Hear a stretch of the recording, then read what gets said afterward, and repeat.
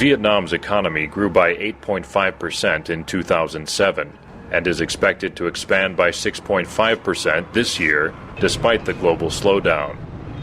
The country's young population, a key factor in its economic rise, is visible in Ca Mau, the southernmost province.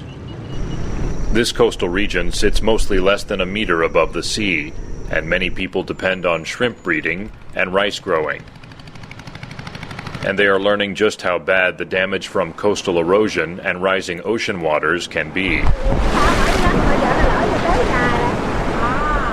They used to live where those poles are some years ago, says this resident. Every year it erodes little by little.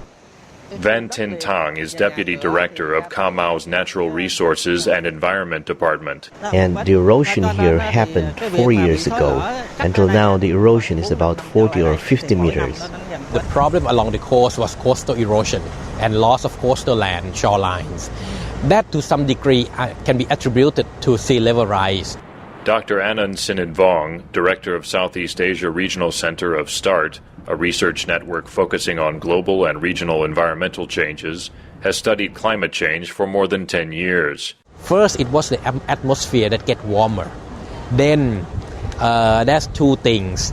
It changed the pattern of wind and evaporation, precipitation, cloud patterns, so it affects rainfall and others.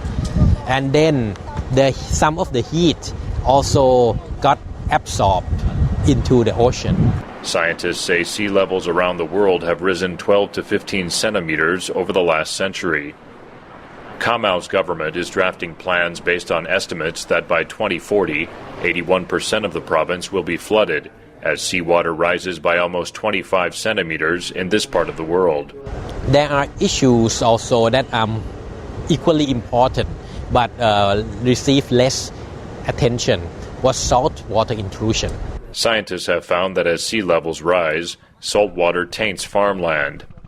This farmer used to harvest rice twice a year, but now because of the high saltiness of the water on his field, he gets only one crop a year.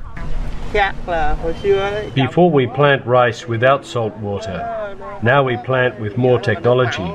Before, it's easier. He now plants a salt-resistant rice variety and has learned to breed shrimp on his land. The government is looking at ways to help, such as building dikes to hold back the water.